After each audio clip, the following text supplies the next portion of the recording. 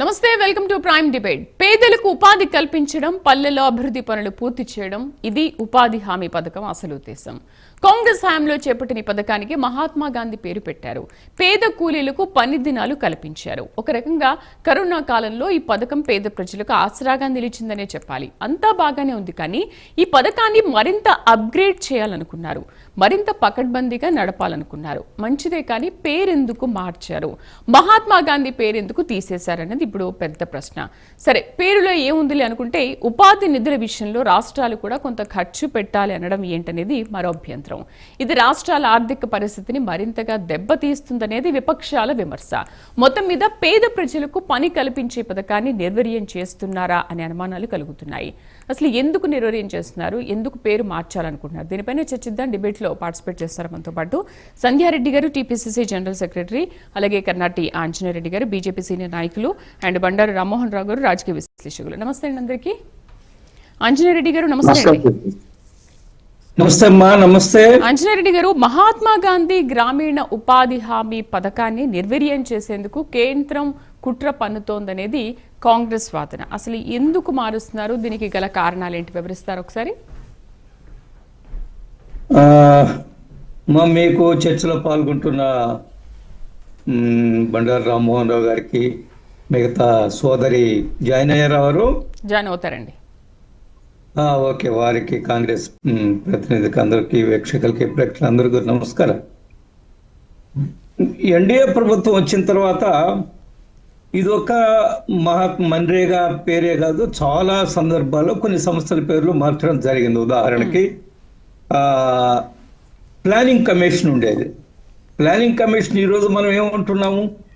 NITI Aayog, national institute for transforming India, NITI, NITI Aayog, national institute for transforming India. So కొన్ని పేర్లు మారుస్తున్నారు, ప్రభుత్వాలు వచ్చినప్పుడు సహజంగా మారుస్తుంటారు. నేనేమంటున్నా అంటే, గాంధీల పేరుతోటి కొన్ని వేల ప్రాజెక్టులు ఉన్నాయి ఈ దేశంలో. అనేక మందిని మర్చిపోయాం మనం.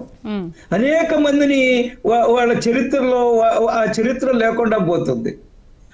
అది స్వతంత్ర పోరాటంలో కానివ్వండి, దేశానికి సేవలు చేసిన వాళ్ళు కానివ్వండి, లేదా ఇంకేదో శాస్త్ర సాంకేతిక పరిజ్ఞానాల్లో గొప్ప పేరు తెచ్చిన వాళ్ళందరి పేర్లు ఎక్కడ కనిపించవు. కేవలము మహాత్మా గాంధీ, ఇందిరాగాంధీ, జవహర్లాల్ నెహ్రూ, రాజీవ్ గాంధీ, ఈ పేర్లేనా దేశంలో? అసలు ఈ దేశ ప్రజలకు ఒకటి అర్థం కాదు. అసలు గాంధీకి నెహ్రూ కుటుంబానికి ఏమిటి సంబంధమో, ఏమిటి ఆ ఇంటి పేరు ఈ ఏళ్ళకి ఎట్లా వచ్చిందో మాకు ఇప్పటికీ అర్థం కాదు. అది బహుశా ఎప్పటికీ అర్థం కాదు కదా. ఏదన్నా ఉంటే రామ్మోహన్ రావు గారు లాంటి మేధావులు మాకు చెప్పవలసిన అవసరం ఉంటుంది, ఎప్పటికీ అర్థం కాదు. కాబట్టి మహాత్మా గాంధీ పేరుతోటి వందల ఉన్నాయి, అన్నిటికీ పెట్టున్నారు. స్టేడియంలు, రోడ్లు, పట్టణాల్లో ఉండే వాటికి, ఇంకేదో సంస్థలకి అన్నిటికీ పెట్టున్నారు. అవి ఏమి నడుస్తున్నాయి. ఇవి మనం ఒకసారి చూసాం, రాజీవ్ ఖేల్ రత్న, రాజీవ్ గాంధీ పేరుతోటి ఖేల్ రత్న. అది ఎందుకు పెట్టారో ఎవరికి అర్థం కాలేదు. ఆయన ఏమన్నా పెద్ద ఆటలు ఆడి ఇది గోల్డ్ మెడల్ తెచ్చారంటే అది కాదు. దాన్ని కూడా మార్చడం జరిగింది, ధ్యాన్ చంద్ ఖేల్ రత్నగా మార్చడం జరిగింది. ఈ దేశంలో మార్పులు సహజంగా వస్తుంటాయి. ఆ మార్పుని ఎవ్వరూ ఆపలేరు. మనం ఇప్పుడు ఈ రోజు మనము ఆ వలసవాద మనస్తత్వం నుంచి ఈ భారతదేశము బయటకు వస్తుంది, వికసిత భారత వైపు అడుగులేస్తుంది. వికసిత భారత్ సాధించడం కోసం మనం అందరం కూడా ప్రయత్నం చేస్తున్నారు, రాష్ట్ర ప్రభుత్వాలు, కేంద్ర ప్రభుత్వాలు కూడా. ఇదే పెద్ద ఓకే. ఇప్పుడు లక్ష్యం ఏంటి అసలు? పేదరికాన్ని నిర్మూలించాలి, వలసల్ని తగ్గించాలి. మహాత్మా గాంధీ గ్రామీణ ఉపాధి హామీ పథకంలో భాగంగానే ఇవన్నీ మనం చేస్తున్నాము. ఓకే, ఇప్పుడు లక్ష్యం ఏంటి? పేదరికాన్ని మనం నిర్మూలించాలి, వలసల్ని ఆపాలి. మరి దాని మీద కాన్సన్ట్రేషన్ చేయాలి, కానీ ఈ పేర్లు మార్చడం ఏముంది చెప్పండి. ఓకే, ఇప్పుడు మహాత్మా గాంధీ పేరు ఉంటే తప్పేంటి? అంటే ఇప్పుడు వేల పేర్లు మహాత్మా గాంధీ, ఇందిరాగాంధీ మీద ఉన్నాయని మీ అక్కసా, లేకపోతే ఎన్డీఏ ప్రభుత్వం వచ్చింది కాబట్టి దాన్ని పూర్తిగా రూపుమాపాలనుకుంటున్నారా? ఒక్క నిమిషం అమ్మా. నేనేమంటున్నా అంటే, గాంధీ లెగసీని ఎవరు రూపుమాపడానికి ప్రయత్నం చేయడం లేదు. వందల వేల సంస్థలకి గాంధీల పేర్లు ఉన్నాయి, ఆ పేర్లన్నీ కూడా కొనసాగుతున్నాయి. ఈ రోజు దీన్ని ఒక నూతనంగా ఒక పాలసీ తయారు చేసి 100 రోజుల నుంచి 125 రోజులు పెంచారు. దాన్ని మీరు పొగడాలి కదా. మీరు కేవలం పేరు మార్పిన పట్టు 100 రోజులు పెంచారనేది మంచి పరిణామమే. ఓకే, అది ఎప్పటి నుంచో ఉంది. మీరు నేనేమంటున్నా అంటే మీరు దాన్ని చెప్పడమ్మా, పేరు 120 రోజులు పెంచారు, చాలా మంచి పని చేశారు, అదేమన్నారు. పేరు ఎందుకు మార్చారు? పేరు ఎందుకు? ఒక్క నిమిషం అమ్మా. మీకు ఇక్కడ రామ్మోహన్ రావు గారికి తెలుసు, ఈజ్ వెరీ సీనియర్ మ్యాన్, అనేక విషయాల మీద చర్చ చేస్తుంటారు వారు. 1980లో షేక్ అబ్దుల్లా పేరు విన్నారా మీరు? షేక్ అబ్దుల్లా తెలుసా మీకు? మీరు చిన్నవాళ్ళు, మీకు తెలుసా తెలియదు నాకు తెలియదు. 1980లో షేక్ అబ్దుల్లా, శ్రీమతి ఇందిరాగాంధీ వచ్చిన తర్వాత షేక్ అబ్దుల్లా ముఖ్యమంత్రి అయినప్పుడు జమ్మూ కాశ్మీర్ లో 2500 గ్రామాల పేర్లు మార్చారు. Okay, I'm not joking, that's fact. ఈ దేశ చరిత్రలో ఉంది. రామ్మోహన్ రావు గారు తెలుసా విషయము? 2500 గ్రామాల పేర్లు మార్చడమే కాదు, సంస్కృతంతో, హిందూ ధర్మంతో ముడిపడి ఉన్న అనేక గ్రామాల పేర్లు మార్చేసి ఇస్లామిక్ పేర్లు పెట్టారు. అంటే ఈ దేశము వేల సంవత్సరాల నుంచి హిందూ దేశము, హిందూ ధర్మం ఉన్న దేశం యొక్క లెగసీని మీరు రూపం మార్పేయచ్చు, రూపం మార్పేయడానికి ప్రయత్నం చేయొచ్చు, పేర్లు మార్చొచ్చు. కొత్త కార్యక్రమాన్ని పేరు మార్చి అది ఇంకా పకడ్బందీగా తయారు చేసి, ఇంకా ఫలితాలు వచ్చేటట్టుగా చేసి, పెద్ద ఎత్తున గ్రామంలో పంచాయతీలకు కూడా ఇస్తున్నారు ఈ రోజు వచ్చిన చట్టంలో మార్పులు. దీన్ని మీరు భూతత్వంలో చూసేసి మహాత్మా గాంధీ పేరు ఎందుకు మార్చారు, ఏమిటిది, మీరు మహాత్మా గాంధీ లెగసీని రూపుమావడానికి ప్రయత్నం చేస్తున్నారా, ఇంకేదో చేస్తున్నారా? మహాత్మా గాంధీ గారు ఆయన మొదట్లోనే చెప్పారు, 1947 స్వతంత్రం వచ్చిన తర్వాత కాంగ్రెస్ పార్టీ ఇంకా అవసరం లేదు, రద్దు చేయండి అని. మీరు ప్రశ్నించండి కాంగ్రెస్ వాళ్ళు, దాన్ని ఎందుకు కూడా పాటించరు? రద్దు చేయమని మహాత్మా గాంధీ గారు చెప్పారు, పార్టీ అవసరం లేదని. కాబట్టి ఇవన్నీ కూడా నడుస్తుంటాయి. పేర్లు మనకి ఈ దేశంలో పేర్లు ఎన్ని మారలేదమ్మా. ముంబైగా మారిందా? బెంగళూరుగా మారిందా? మెడ్రాసు చెన్నైగా మారిందా? కోల్కతాలో మారిందా? ఎన్ని పేర్లు మారలేదమ్మా. ఎవరో కూడా రచ్చలు చేయలేదా? ఎవరో కూడా పెద్ద గందరగోళాలు చేయలేదా? ఒక్క పేరు ఇంకేమైనా మార్చారా? మహాత్మా గాంధీ ఈ దేశానికి స్వతంత్రం తీసుకురాలేమన్నా చరిత్ర మార్చారా? చరిత్రలో స్వతంత్ర పోరాట యోధుల పేర్లే లేవు. మొత్తం శ్రీమతి ఇందిరాగాంధీ, నెహ్రూ, ఇంకేదో వాళ్ళ తాతల ముత్తాతల పేర్లు తప్ప నిజమైన హీరోలు ఎవరైతే ఉన్నారో, ఈ దేశం కోసం త్యాగం చేసిన వాళ్ళు ఎవరైతే ఉన్నారో, ఉరికంబాలు ఎక్కిన వాళ్ళు ఎవరైతే ఉన్నారో వాళ్ళ పేర్లు చరిత్రలో ఈ రోజు మారుతుంది. The entire nation is coming out of colonial mindset. ఆ దిశగా కేంద్ర ప్రభుత్వం పనిచేస్తుంది. ఇది చాలా చిన్న విషయం, దీన్ని పెద్ద రచ్చ చేయాల్సిన అవసరం లేదు, దీని ఏదో భూతత్వం చూడవలసిన అవసరం ఉందని అనుకోవడం. రైట్. రామ్మోహన్ గారు నమస్తే అండి. రామ్మోహన్ గారు, అసలు పేరు మార్చాల్సిన అవసరం ఏమొచ్చింది? సరే, ఒకవేళ పేరు మార్చారు, మారిస్తే ఏంటి, నష్టం ఏంటి? ఇప్పుడు వాళ్ళ లక్ష్యం అనేది అయితే ఒకటే ఉంది కదా, దానిలో కొన్ని చిన్న మార్పులేవో చేశారు. ఏంటి మరి పేరు మారిస్తే వచ్చే నష్టం ఏంటి, మార్చకపోతే ఏంటి ప్రాబ్లం? శ్రీదేవి గారు, మీకు అట్లాగే సంజయ్ రెడ్డి గారికి, పెద్దలు ఆంజనేయ రెడ్డి గారికి, అట్లాగే మిత్రుడు సుధాకర్ గారికి ప్రైమ్ లైన్ ప్రేక్షకుల నమస్కారం. 2 విషయాలు మాట్లాడుకోవాలి. పేరులో నేమ్ ఉంది అని ఇవాళ నేను ఆర్టికల్ రాసిన. పేరులో నేమ్ అంటే ఏముంది అంటే పేరులో పేరే ఉంది. ఎప్పుడైనా ఇట్లా పేరు మార్చుకోపోవడం, ఇప్పుడు పెద్దలు ఆంజనేయ రెడ్డి గారు చెప్పినట్టు, ఇప్పుడు ఊళ్ళో పేర్లు మార్చడం వేరు. ఒక పథకం ఉద్దేశం దేనికోసం వచ్చింది, దాన్ని గ్రామీణ మన భారతాన్ని ఉద్దేశించి గతంలో భారతీయ ఆత్మ గ్రామాల్లో ఉందని గాంధీ గారు ఎన్నడో అన్నారు. గ్రామ స్వరాజ్యాన్ని కోరుకున్నారు, స్థానిక ప్రభుత్వాన్ని కోరుకున్నారు. అందుకని రాజ్యాంగంలో 1950లో మనం ఏర్పాటు చేసుకున్న రాజ్యాంగం 49/26 నవంబర్ నాడు ఆమోదించుకొని 50 జనవరి 26 నాడు నుంచి రాజ్యాంగం గణతంత్ర రాజ్యాంగం అయినప్పుడు మనం ఏం రాసుకున్నామంటే, స్థానిక ప్రభుత్వాలు ఇప్పుడు సాధ్యం కాకపోవచ్చు అని ఆనాడు స్వాతంత్రం వచ్చిన కొత్తలో కేవలం ఒకటేమో ఇటు పక్కన మనకు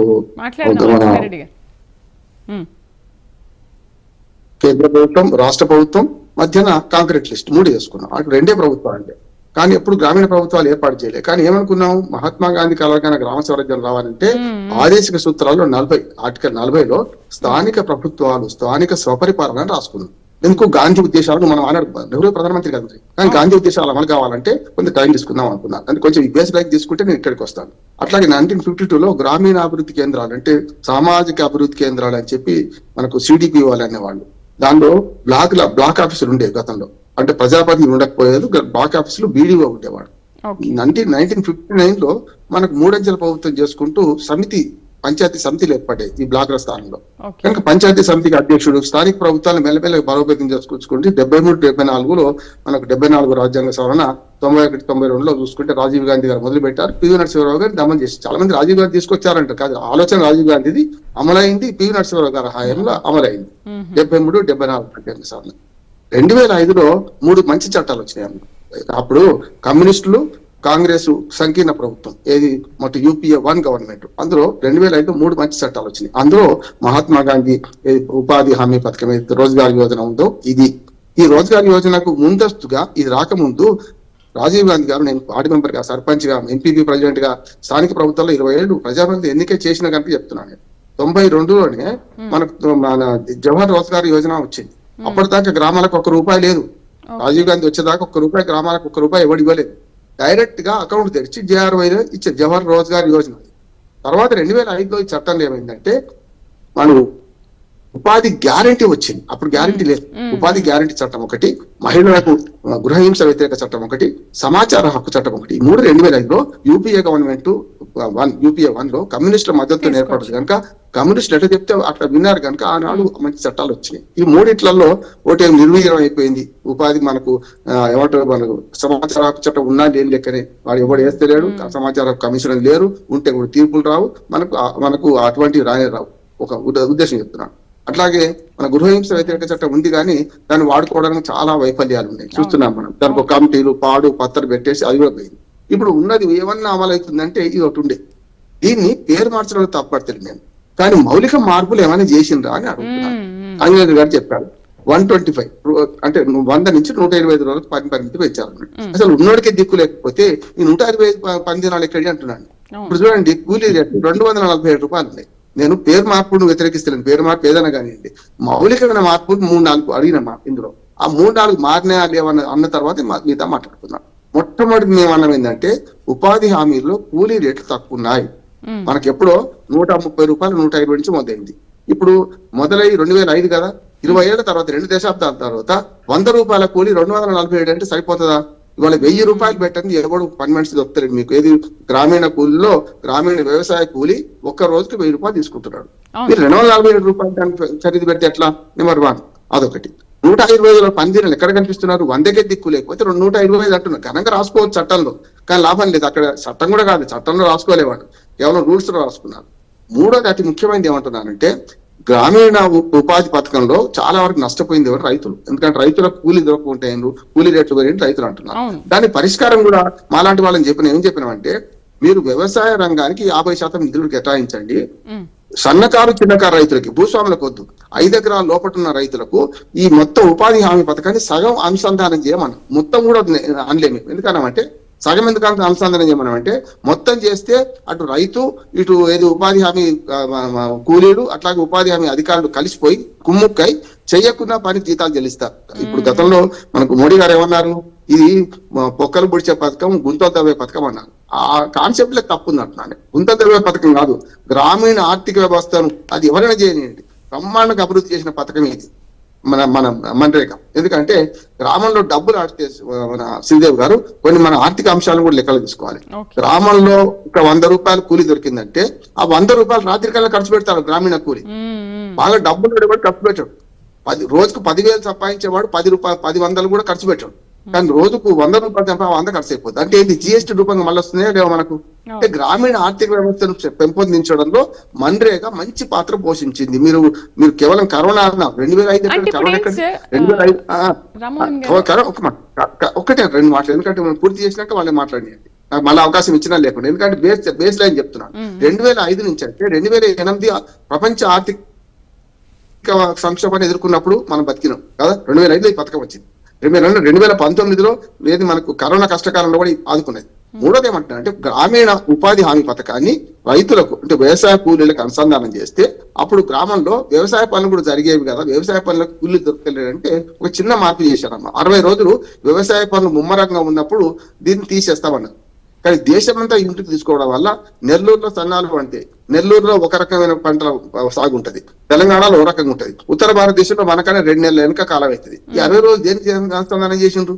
వ్యవసాయ పనులు ముమ్మరంగా ఉన్నప్పుడు దేశమంతా ఒక యూనిట్ తీసుకుంటే నడవదు అంటున్నాను. ఎందుకని మన్రేగా పథకం పేర్లు మహాత్మా గాంధీ పేరు మార్చడం తప్పు అంటున్నాను. ఏమన్నా కానీ మంచి చెడు ఉంటే అయిపోతుండే. ఇప్పుడు ఏమైంది, ఇందులో రామ్ చేర్చారు. రామ్ నా పేరే రాముడు ఉన్నాడు నా పేరులో, కానీ సమస్య కాదు కదా అది.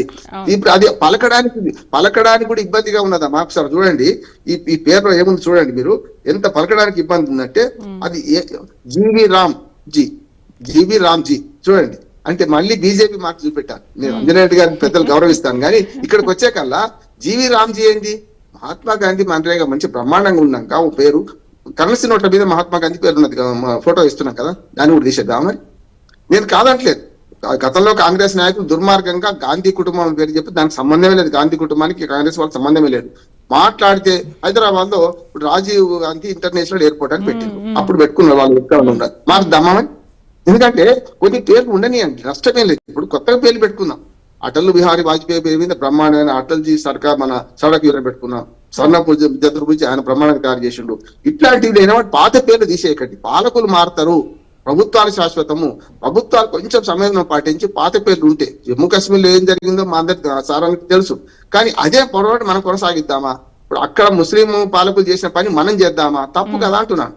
ఈ కలకత్తా బొంబాయి మారడానికి కారణం ఏంటంటే భాగ్యనగరాలు మార్చాలంటున్నా. హైదరాబాద్ భాగ్యనగరం మారుద్దాం, అది అమ్ముందా? మరి అంటే నేను ఏమంటున్నాను అంటే ఈ అనవసరంగా పేర్ల వివాదం పెట్టుకొని చేసేదానికంటే ఉపాధి హామీలో 3 మార్పులు తేవాలి. ఒకటేమో వ్యవసాయానికి అనుసంధానం చేయాలి, రెండోది 500లకు పైగా కూలి పెంచాలి, కూలి రేట్లు పెంచాలి, మూడోది గ్రామీణ ఉపాధి పని 125 రోజులు ఆహ్వానిస్తున్నాను. ఈ కొత్త చట్టమే మార్చేసింది. నేనేమంటున్నానంటే పాత చట్టం అట్లాగే ఉంచి పేరు మార్చలే, చట్టంలో కొన్ని లొసుగులు ఉన్నాయి. ఈ కొత్త చట్టంలో ఉపాధి హామీ వల్ల మెల్లమెల్లగా నిర్వీర్యం చేసే ప్రయత్నం జరుగుతుంది అంటున్నాను. నేను కాంగ్రెస్ మద్దతుగా మాట్లాడతలేను. ఇప్పటిదాకా కాంగ్రెస్ నిర్వీర్యం చేసింది 10 ఏళ్ళు వాడున్నారు కదా, 2005 నుంచి 2014 దాకా వాడున్నాం, 9 ఏళ్ళు, 12 ఏళ్ళు వీళ్ళున్నారు. కనుక వీళ్ళైనా గ్రామీణ ఉపాధి కార్మికులను నష్టం చేశారు, కూలీ పరంగా చూసినా ఏ రకంగా చూసినా నష్టం చేశారు. కనుక ఈ కొత్త చట్టంలో ఈ 3 మార్పులు తీసుకురండి, అందరం హర్షిస్తాం. పేరు మార్పు ఎవ్వరం పట్టించుకోమంటున్నాను. రైట్, మనతో పాటు టీపీసీసీ జనరల్ సెక్రటరీ సంధ్యారెడ్డి గారు జాయిన్ అయ్యారు. సంధ్యారెడ్డి గారితో మనం మాట్లాడదాం ఒక చిన్న బ్రేక్ తర్వాత. Stay with us. నమస్తే అండి.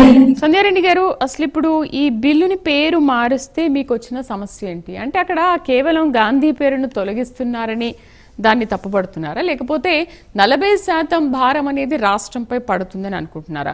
ఓకే, ఇప్పుడు పేరు మారుస్తున్నారు, దాన్ని కూడా అప్గ్రేడ్ చేస్తున్నారు కదా, మీకు వచ్చిన నష్టం ఏంటి? దీన్ని ఎందుకు మీరు తప్పుపడుతున్నారు?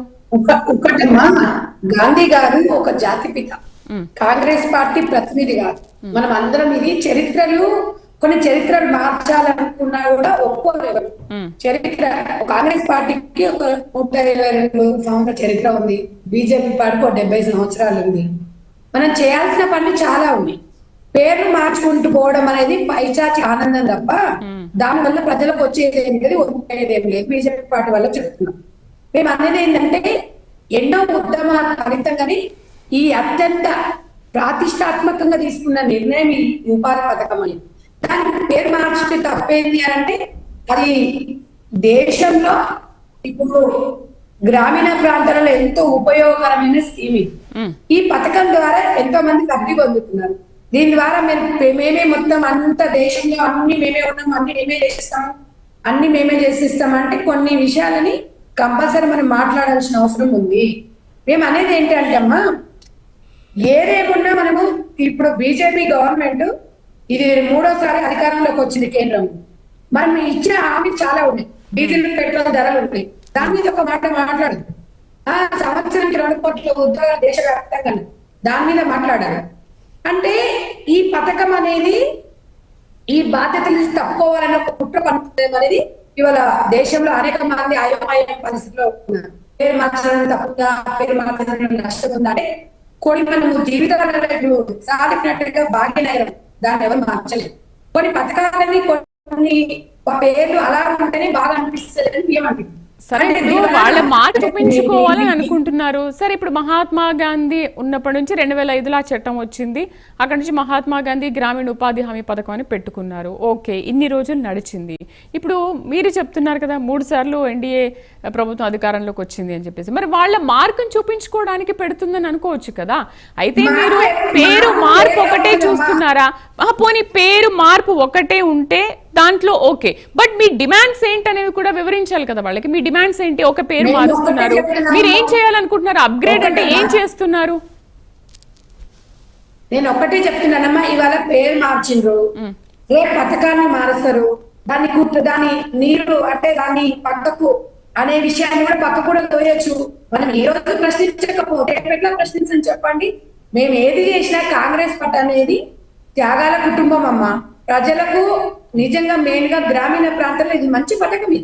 దీనివల్ల ప్రజలకు పేరు మార్చుతూ బీజేపీకి లాభం పొందుతుండొచ్చు, పై చెట్టు ఆనందం పొందుతున్నారు తప్ప ప్రజలకు ఉపాధి కూలీలకు ఉపాధి హామీ పథకం అనేది అది మంచి కార్యక్రమం. ఫస్ట్ మారడం అంటే తప్పు.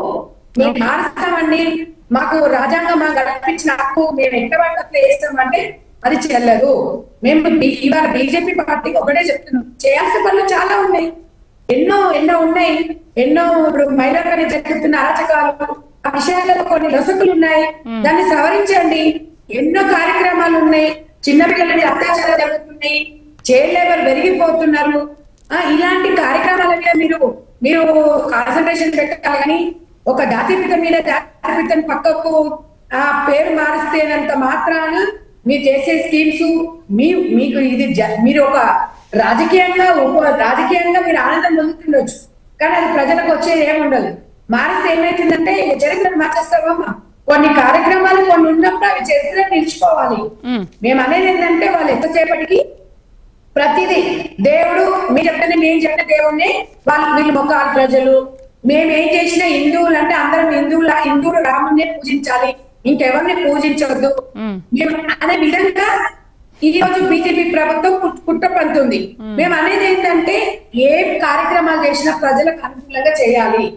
మీరు చేయకుండా మేము కొన్ని ఉన్నాయమ్మా, మేము కొన్ని వాళ్ళు 70 సంవత్సరాల చరిత్ర ఉండొచ్చు, మేము ఇలా ఎన్నో పథకాలు అమలుపరుచుకుంటూ ప్రజల కోసం వచ్చి త్యాగం చేసి ఇవాళ రాజీవ్ గాంధీ గారు కానివ్వండి, ఇందిరాగాంధీ గారు కానివ్వండి, ఇవాళ గరీబోళ్లకు ఎంత చేయాలి వాళ్ళ కోసం ప్రాణాలు అర్పించింది.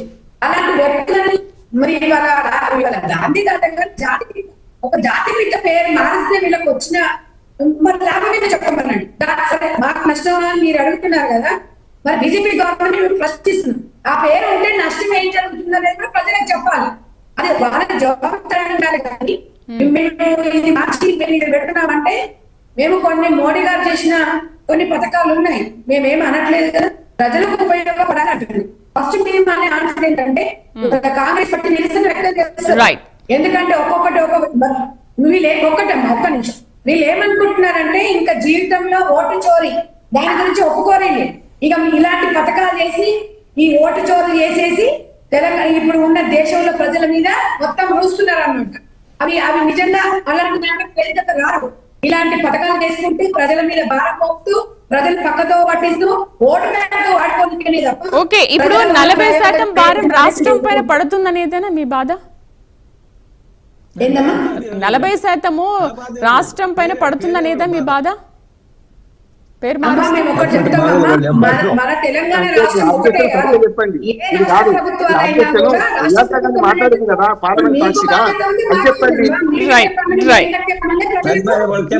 మళ్ళీ మాట్లాడదాం.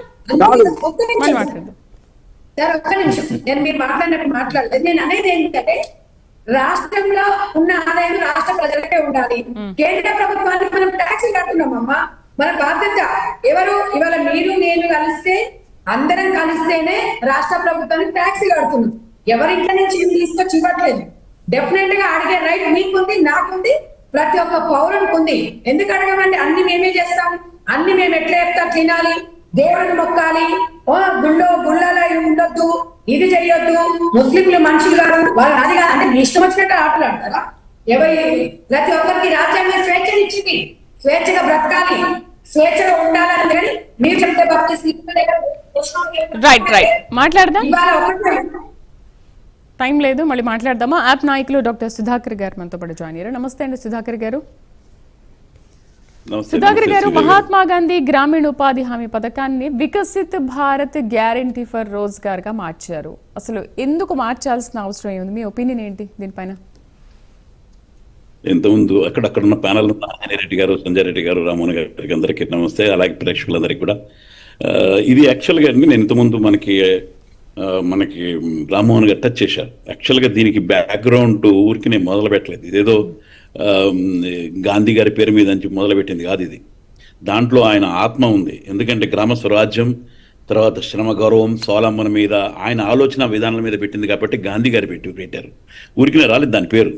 ఎందుకంటే ఆయన గ్రామ స్వరాజ్యం కావాలన్నది ఆయనే. అందుకని అక్కడ ఏంటంటే అక్కడ ఉన్న వాళ్ళకి చాలా ఇబ్బందులు ఉన్నాయి, ఎలా ఉంది, కనీసం మినిమం సపోర్ట్ ఇద్దామని. ఎందుకంటే ఆయన టచ్ చేశారు కూడా. అలాగే జవహర్ రోజ్గార్ యోజన ఉండేది, అంతకుముందు national rural development, different employment schemes అని కూడా చాలా ఉండేవి. తర్వాత 2005లో అప్పుడు నిజంగా ఆయన చెప్పారు, అప్పుడు కమ్యూనిస్ట్ పార్టీ ఉండడం వల్ల కొన్ని ప్రాజెక్ట్స్ చాలా ఈజీగా ఇంప్లిమెంట్ కావడం జరిగింది. అప్పుడు వచ్చిన స్కీమ్ ఇదేదో ఊరికి అలాటపా వచ్చిన స్కీమ్ కాదు. ఇప్పుడు ఏంటంటే ఇది పేరు మార్చి కన్ఫ్యూజ్ చేస్తున్నారు. నిజానికి పేరు మార్చడం ఒక్కటే కాదు, ఇక్కడ దీని వెనకాల ఉన్నది చాలా పెద్ద కుట్రలు దాగున్నాయని నేను అంటున్నాను. ఎందుకంటే ఆయన ఇందాకేదో ఆంజనేయ రెడ్డి గారు చెప్తూ ఇంకేదో చెప్తా ఉన్నారు, పేరు మార్చుతున్నారు, అక్కడ మార్చారు, ఇక్కడ. పేరు మార్చడం క్వశ్చన్ కాదు ఇక్కడ. పేరు మార్చడం ఒక ఎత్తు, అది ఇటు ఎత్తుగడ జనాల్ని కన్వర్ట్ చేయడానికి అటువైపు తిప్పేస్తున్నారు. నిజంగా జరిగిన కుట్ర ఏంటంటే ఇక్కడ జరుగుతున్నది. ఎందుకంటే ఆయన ఇంతకుముందు ఏమన్నాడు, ఏదో గడ్డే కోదినేక ప్రాజెక్ట్ అని చెప్పి అన్నది ఎవరు? మోడీ గారు. మేము అనలేదు, ఆయన అన్న ప్రాజెక్ట్ అది. ఇప్పుడు ఆయన ఏం చేస్తున్నాడు, గడ్డే కోదిక ప్రాజెక్ట్ని దాన్ని మూలపడేయడానికి చేసే ప్రయత్నాల్లో భాగమే ఇది.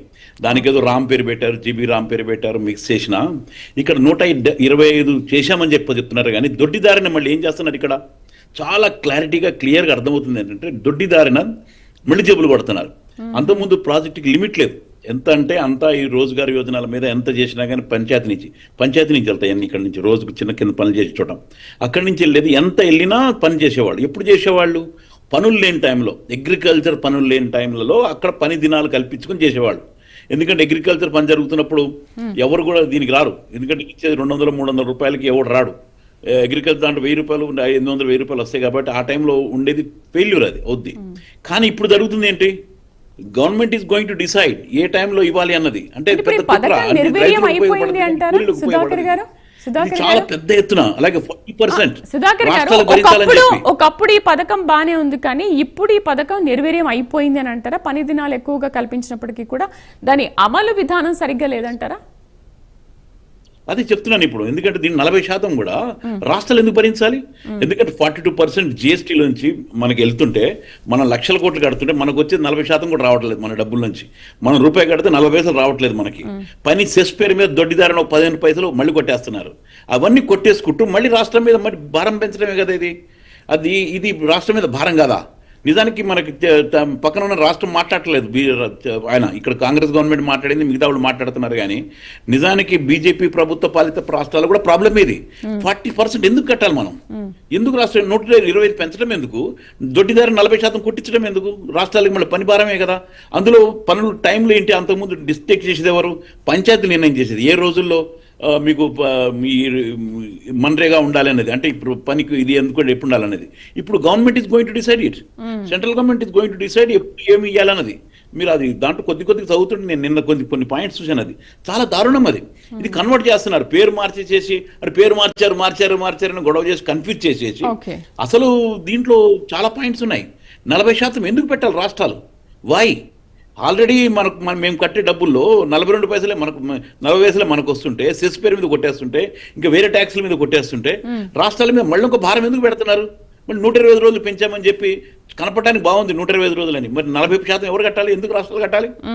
ఎందుకు మరి అప్పుడు టైం చేయాలి? ఈ రిస్ట్రిక్షన్స్ ఎందుకు పెడుతున్నారు? ఇవన్నీ పెట్టకుండా అంటే మార్పు చేసి ఈరోజు ఈ గడ్డా కోదినేక ప్రాజెక్ట్ అని చెప్పేసి, అలాగే గాంధీ గారి పేరు పెడితే ఏదో కాంగ్రెస్ కి వాల్యూ వస్తుందని చెప్పి ఒక భయంతో రకరకాల మేనియాతోటి ఈరోజు పెట్టే కార్యక్రమం ఇది. డెఫినెట్ గా దొడ్డిదారిన రాష్ట్రాలకి భారం వేస్తున్నారు. ఇది చాలా రాంగ్. అది డెఫినెట్ గా దీన్ని వ్యతిరేకించాల్సిందే. అలాగే పేరు మార్చడం అనేది నేను చెప్తున్నాను ఇంతకుముందు, దానికి స్వావలంబన, గ్రామ స్వరాజ్యం కోసం ఒక ఆత్మ చరిత్ర ఉంది దానికి. దాని నుంచి వచ్చింది అది. అంతేగాని పేరు మార్చేసేసి మేము దాంట్లో జీరామ్ బీరామ్ పెట్టేసామంటే కనుక అయిపోద్ది అనుకుంటే కనుక ఫూలిష్నెస్ అవుతుంది. రైట్, ప్రజలు గమనిస్తానే ఉన్నారు ఇవన్నీ. ఆంజనేయ రెడ్డి గారు, ఎందుకంటే ఆంజనేయ రెడ్డి గారు, మరి అందరూ కూడా దీన్ని తీవ్రంగా వ్యతిరేకిస్తున్నారు. అసలు ఎందుకు పేరు మార్పు చేస్తున్నారని, పని దినాలు పెంపు అని అంటున్నారు, డిజిటల్ హాజర్ అని అంటున్నారు. కానీ పేదల పథకానికి అసలు ఎందుకు ఇన్ని ఆంక్షలు పెట్టడం? 125 రోజులు మీరు పెడుతున్నారు, ఓకే, 40% రాష్ట్రాల మీద భారం వేస్తున్నారు. మరి ఏ విధంగా ఈ పని దినాలు పెంచుతున్నారు? నిజంగా ఈ పథకం సద్వినియోగమేనా అసలు? నేను చెప్తాను. మీరు నన్ను ప్రశ్నలు అడిగారు కదా, మీరు వరుసగా ఒక 10 ప్రశ్నలు అడిగితే కష్టం అవుతుంది. ఒక్కొక్క ప్రశ్న ఏంటి నేను సమాధానం చెప్తా. ముందు మన కాంగ్రెస్ ప్రతినిధి గారు అనితా రెడ్డి గారు రామ్మోహన్ రావు గారికి నేను సమాధానం చెప్పాలి. రామ్మోహన్ రావు గారు ఒక ఛాలెంజ్ ఇస్తున్నాడు, మీకు ధైర్యం ఉందా హైదరాబాద్ను మారుస్తారని. రామ్మోహన్ రావు గారు, తెలంగాణలో బీజేపీ ప్రభుత్వం వస్తే పేరు మార్పు ఉంటుంది, భాగ్యనగరం అవుతుంది. ఈ రోజు నేను చెప్పాను, గుర్తుపెట్టుకోండి. ఒకటి అహ్మదాబాద్ పేరు మార్చండి. అహ్మదాబాద్ పేరు మార్చారు. గుజరాత్ లో మార్చచ్చు కదా, అక్కడ మీ రాజ్యమే కదా, మార్చేసేయండి అహ్మదాబాద్ ని. మార్చారండి, మారుస్తారు, చాలా మారుస్తారు, వెయిట్ చేయండి. సుధాకర్ గారు, మీ కోరిక నెరవేరుతుంది. అందులో ఎటువంటి చాలా కోరికలు కూడా అవన్నీ కూడా నెరవేరారు. మీ నాయకుడు ఏఎపీ ఆయన కేజ్రీవాల్ గారు, ఎక్స్ట్రీమ్లీ సారీ, కేజ్రీవాల్ గారు ఏం చెప్పారంటే, మోడీ గారు ఈ జన్మకి మీరు ఈ ఢిల్లీలో అధికారానికి రాలేరు, వచ్చే జన్మలో ఆలోచించండి అన్నారు. కానీ ఈ జన్మలోనే జరిగిపోయింది సుధాకర్ గారు. ఓటు చోరీ చేసి రావడం గొప్పనా సార్? అది ఎవరైనా రాగలుగుతారు. ఓటు చోరీ చేసి ఓటు చోరీ చేస్తారు కూడా ఒక రోజు ప్రజలు తిరగబడతారు. ఎందుకంటే మీరు ఆ మాట ఇచ్చారు కాబట్టి నేను అనాల్సి వస్తుంది. డెఫినెట్ గా తిరగబడి ఓటు చోరీని ఎలా కొడతారు? ఆ మాట మాట్లాడదు, మీరు మాట్లాడితే నేను మాట్లాడాల్సి వస్తాను. మీరు కేజ్రీవాల్ కోరిక నెరవేర్చాము, మీరు లిక్కర్ స్కామ్ కూడా ఉంది, చాలా విషయాలు బయటకు వస్తాయి. ఒక నిమిషం, నేనేమంటున్నాను మాట్లాడతాను, నేను చెప్తాను, కౌంటర్ చేయాల్సి వస్తుంది, మీ ఇష్టం. చెప్పండి. అదే మీరు ఇవ్వండి, మీ తర్వాత మీరు టర్న్ వచ్చినప్పుడు ఇవ్వండి, నాకేం అభ్యంతరం, నేను ఇవ్వగలను కౌంటర్లు అన్ని కూడా. నేనేమంటున్నా అంటే, కేజ్రీవాల్ గారి కోరిక నెరవేరింది, ఈ జన్మలో జరిగింది. మీరు పేరు మార్చండి అంటారు, మారుస్తారు. అహ్మదాబాద్ పేరు అన్నారు, మార్చారు, మారుస్తారు కూడా. చాలా పేర్లు మారుతున్నాయి ఈ దేశంలో. పార్లమెంటు, రాష్ట్రపతి రోడ్లు లేదా ప్రధానమంత్రి నివాసం మారింది ఒకటి. రెండోది, రామ్మోహన్ రావు గారు ఏమంటున్నారంటే, ఊరి పేర్లకి దీనికి ఎట్లా సంబంధం పెట్టారు? రామ్మోహన్ రావు గారు, you speak from your heart of hearts. Jammu కాశ్మీర్లో 2500 గ్రామాల పేర్లు, 100 సంవత్సరాల నుంచి ఉన్న గ్రామాల పేర్లు, హిందూ సంస్కృతికి దర్పణం పెట్టిన గ్రామాల పేర్లు మారిస్తే అది హిందూ లెగసీని మీరు రూపమాపడం కోసం కాదా? ఎవరికి బాధ ఉండదా ఈ దేశంలో ప్రజలకి? కాబట్టి మీరు చెప్పింది కరెక్ట్ కాదంటారు. ఒకటి. రెండోది, కాంగ్రెస్ ప్రతినిధి చెప్తున్నారు మీరు రాముడినే పూజించమని. ఎవరు చెప్పారమ్మా? మీ ఇష్టం వచ్చిన పూజించుకోండి. మీరే కదా సుప్రీంకోర్టులో రాముడు అనేది ఒక కాల్పనిక పాత్ర, రాముడే లేడని ఇచ్చారు మీ యూపీఏ గవర్నమెంట్ లో. Shame on you madam, shame on you. మీరు మళ్ళీ రాముడి గురించి మాట్లాడతారా? రాముడి గురించి ఈరోజు దేశంలో నేను చెప్పడం కాదండి, 25 కోట్ల మంది ప్రజలు పేదరికం నుంచి బయటకు వచ్చారనేది కేంద్ర ప్రభుత్వం చెప్పింది కాదు, అంతర్జాతీయ సంస్థలు చెప్పాయి. భారతదేశంలో 25 కోట్ల మంది పేద ప్రజలు బయటకు వచ్చారని. ఒకటి, పేరు మార్పు అనేది జరుగుతూ ఉంటుంది, ప్రభుత్వాల చూడ పేర్లు మారుస్తుంటాయి. మీరు ఇందాక చెప్పారు, ఈ యొక్క గ్రామీణ ఉపాధి పథకంలో ఈ ఆధార్ కార్డుకి అనుసంధానం చేసిన తర్వాత 1,60,00,000 దొంగ కార్డులు మాయమైపోయినాయి. 1,60,00,000 దొంగ కార్డులు, 100 కోట్లు కేంద్ర ప్రభుత్వంగా నిలబడ్డాయి. యూపీఏ ప్రభుత్వంలో దోచుకున్నట్టే ఈ గ్రామీణ పథకం పేరుతోటి ఎవడు ఇష్టం వచ్చినట్టు వాడు దొంగ పేర్లు రాయడం, డబ్బులు తీసేసుకోవడం. ఈ రోజు ఆ పరిస్థితి లేదు. రెండవది, ఈ రోజు 40% రాష్ట్రాలు భరించారని మీరు చెప్తున్నారు. కేంద్ర ప్రభుత్వం చెప్పింది ఏంటంటే, మేము ప్రతి రాష్ట్రానికి కొంత మొత్తాన్ని కేటాయిస్తాము, ఆ మొత్తం దాటిన తర్వాత మీరు ఇంకా ఏదన్నా ఎక్కువ ఖర్చు పెట్టుకున్నప్పుడు మీరు 40% మీరు ఖర్చు పెట్టుకోవాలా, 60% మేము ఇస్తామని చెప్పారు కేంద్ర ప్రభుత్వం. ఈరోజు మన అది లేబర్ కంపోనెంట్ కానీ లేదా మెటీరియల్ కంపోనెంట్ విషయంలో కానీ చాలా స్పష్టంగా ఉంది.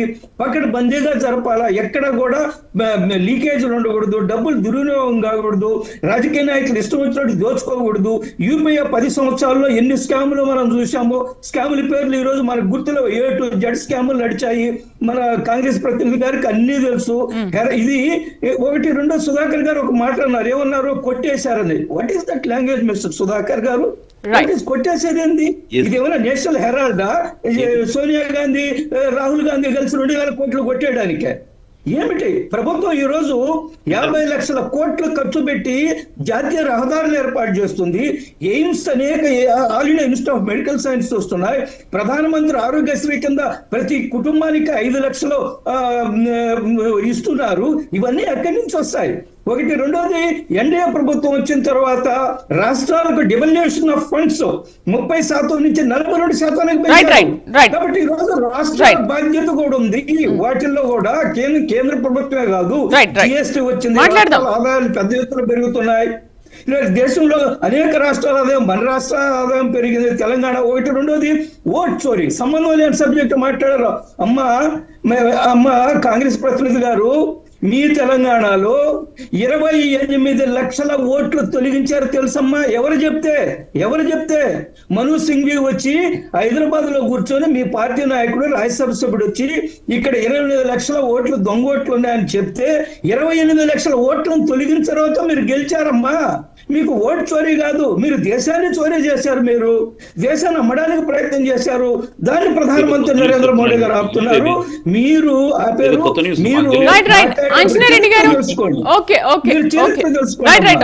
రామ్మోహన్ గారు ఏమంటారు? పని దినాలు పెంపుని అంటున్నారు. రామ్మోహన్ గారు, ఈ డిజిటల్ విధానం ఏంటి? ఇప్పుడు ఎన్డీఏ ప్రభుత్వం కొత్తగా తీసుకొచ్చిన ఈ పని దినాల్లో డిజిటల్ హాజరు అంటారు. అసలు ఉపాధి హామీ కూలీలకు ఇన్ని ఆంక్షలు అవసరం అంటారా? ఇలా చేస్తే అసలు ఈ పథకం నిజంగా అమలు అవుతుందా? రాను నిర్వీర్యం అయిపోతుందంటారా? చాలా అవసరం సమస్య. ఆ చట్టంలో ఈ మార్పుని నేను ఆహ్వానిస్తున్నాను. ఎందుకంటే చాలా వరకు మొదట్లో ఈ మోసం జరిగింది. అంటే ఈ మట్టి అటు, ఆ మట్టి ఇటు తీసిపోవడం, రాళ్లేరే పని. నేను ఉపాధి హామీలో మొత్తం దాని సర్వే ప్రభుత్వం తరఫున నేను పాలకొండ, శ్రీకాకుళం జిల్లా, కార్వేటి నగర్, చిత్తూరు జిల్లా, అనంతపురం, మన కదిరి, అట్లానే పైన ఆదిలాబాద్, ఈ 4 ప్రాంతాల్లో నేను సర్వే చేశాను. మేము గట్టిగా చెప్తున్నాను. నేను ఆనాడు కొన్ని లోపాలు జరిగినాయి. ఆనాడు 100 రూపాయల కూలి కూడా లేదు. ఇవి 100-125 వీళ్ళు చెప్తున్నారు కదమ్మా. వీళ్ళు 100-125 అనేది మినిమం పని దినాలు. అంతకంటే ఎక్కువ చేస్తే ఎవడొద్దన్నాడు. మన ఆంధ్రప్రదేశ్, ఉమ్మడి ఆంధ్రప్రదేశ్ లో 7,000 కోట్ల నుంచి 9,000 కోట్ల రూపాయలు సంవత్సరానికి మనం పనులు చేసినాం. నేను ఫీల్డ్ వర్క్ అని చెప్తున్నాను. మేట్లను తీసేసింది బీఆర్ఎస్ వచ్చినాక, మేట్లను తీసేసింది, క్షేత్రస్థాయి అధికారులను తీసేసింది.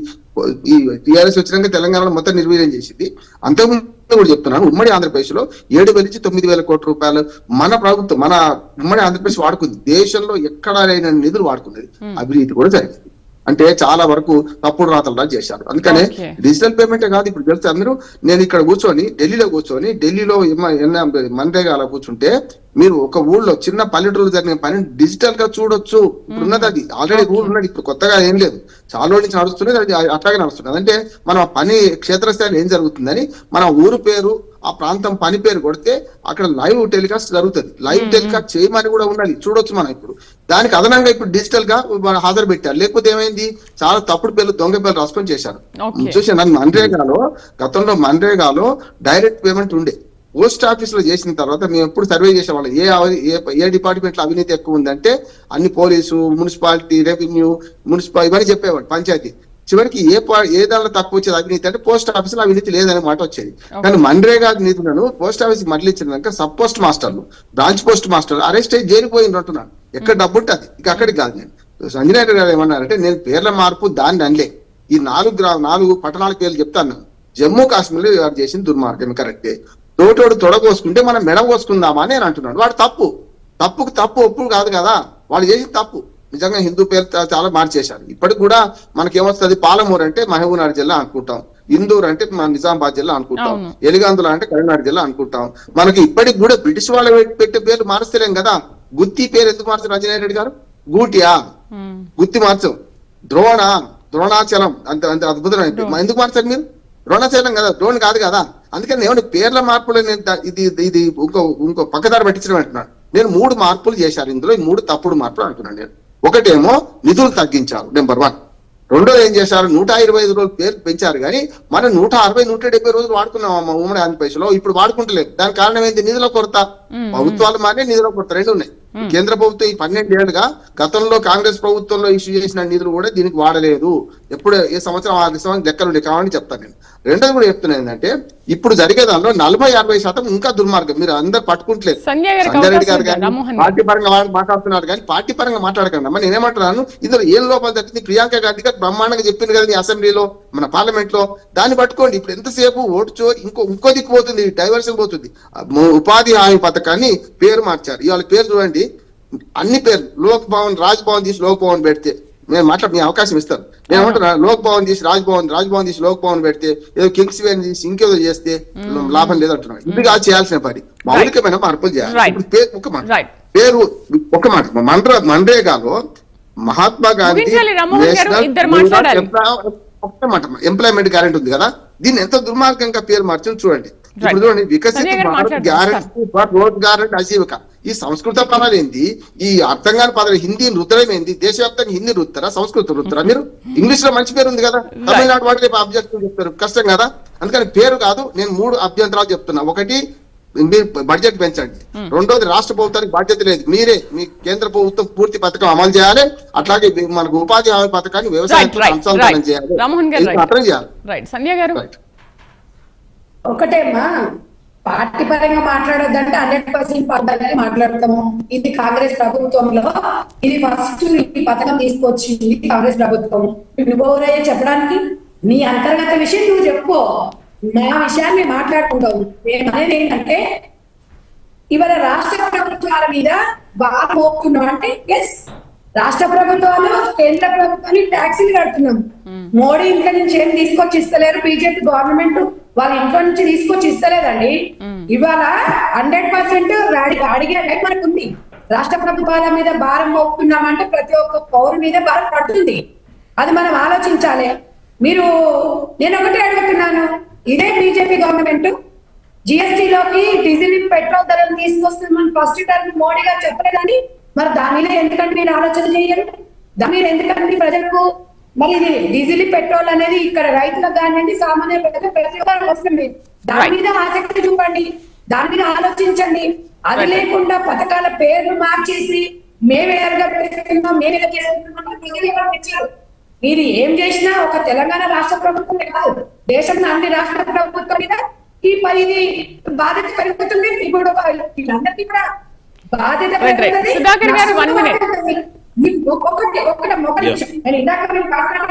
ప్రతి విషయంలో మోడీ గారు ఫస్ట్ అధికారంలో వచ్చేటప్పుడు మాట చెప్పిండు, నల్లధనం నేను తీసుకొస్తా, ప్రతి ఒక్క అకౌంట్ నేను డబ్బులు ఇస్తాను, ప్రతి ఒక్క అకౌంట్ లకి ₹1,00,000 అన్నారు. ఇన్ని అబద్ధాలు మాట్లాడారు.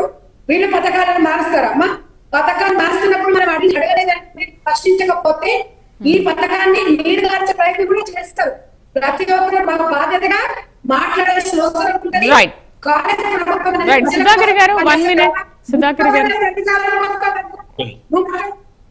అదేనండి కన్ఫ్యూజన్. పేరు కూడా Viksit Bharat guarantee Rozgar and Ajeevika mission, దాని ఏదో విపిజీ రామ్జీ బిల్ అనేది పెడుతున్నారు. నేను దీంట్లో అబ్జెక్షన్ పెట్టేది ఏంటంటే, పేర్లు మార్చడం అనేది కరెక్ట్ కాదు. ఆడెవడో చేశాడని చెప్పి రాములు గారు చెప్పారు, వాడెవడో తొడగొస్తున్నాడని చెప్పి మెడగొసుకోవడం లాగానే ఉంటుంది. పేర్లు మార్చడం పక్కన పెట్టేసేయండి, అసలు ఆ మైండ్ సెట్ ఎత్తేసేయండి, పక్కన తీసేయండి. ఎందుకంటే అప్పుడు ఎప్పుడో 700 సంవత్సరాలు వాళ్ళు పాలిస్తే 200 సంవత్సరాలు పాలించిన వాళ్ళకి ఎగెనెస్ట్ గా అందరూ కలిసి ఫైట్ చేశారు, నాట్ ఓన్లీ సింగిల్ రిలీజియన్. కాబట్టి ఏంటంటే ఇక్కడ అందరికి సంబంధించి సెక్యులర్ దేశం అట్లా ఉండని అండి. ఇక్కడ ఏంటంటే అది గాంధీ గారు వారసత్వం, ఆయన పార్టీ కాదు, అది ఏ పార్టీకి సంబంధం కాదు, ఆయన వారసత్వం, మన వారసత్వం, దేశ వారసత్వం. పెట్టుకున్నా కానీ ఇక్కడ ఏంటంటే 3-4 పాయింట్లు ఏదో లిమిట్ పెట్టారు చూడండి, ఫండ్ ఇది, ఆ లిమిట్ ఎత్తేయాలి. అంతకుముందు లిమిట్ లేదు, లిమిట్ పెట్టేసేసి కొన్ని రోజులు మాత్రమే, దానికి 125 కాదు కదా, 80 రోజులు సరిపోతాయి లేదు కూడా తెలియదు ఈసారి, ఎందుకంటే ఎక్కువ మంది నెంబర్ అయింది తగ్గిపోద్ది. ఆ లిమిట్ ఎత్తేసేయాలి. ఆ లిమిట్ ఎత్తేసేసి 120 రోజులకి ఇంతకుముందు చెప్పారంటే ఆయన చెప్పి రామ్మోహన్ గారు చెప్పినట్టు కరెక్టే, 150 రోజులు నడిపినవి కూడా ఉన్నాయి. అక్కడ ఫండ్ కావాల్సింది ఇచ్చేవాళ్ళు అప్పుడు ఫండ్. ఇప్పుడు లిమిట్ పెడుతున్నారు. అవును. ఆ లిమిట్ ఎత్తేయాలంటున్నాను. అలాగే రాష్ట్రాల మీద భారం ఉండకూడదు. Right అండి, ముగిద్దాం సుధాకర్ గారు. అబ్జెక్షన్స్ అయ్యే మనకి మెయిన్ అబ్జెక్షన్స్ గా ఉంటాయి. ఇంకోటి పంచాయతీల పాత్ర తక్కువ చేశారమ్మా శ్రీదేవి గారు. పంచాయతీల పాత్ర మొత్తం తీసేసిండ్రు. అది దుర్మార్గం అంటున్నాను. ఇప్పుడు డైరెక్ట్ కేంద్ర ప్రభుత్వం ఇస్తుందట. పంచాయతీల పాత్ర కూడా రైట్ అండి, తగ్గించారు. డిబేట్ లో పార్టిసిపేట్ చేసినందుకు సంధ్యారెడ్డి గారికి, కర్ణాట ఆంజనేయరెడ్డి గారికి, డాక్టర్ సుధాకర్ గారికి, బండారు రామ్మోహన్ గారికి థ్యాంక్ యూ అండి. ఇది వాళ్ళ ప్రైమ్ డిబేట్. రేపటి ప్రైమ్ డిబేట్ లో మరొక అంశంతో మళ్ళీ కలుద్దాం. నమస్తే.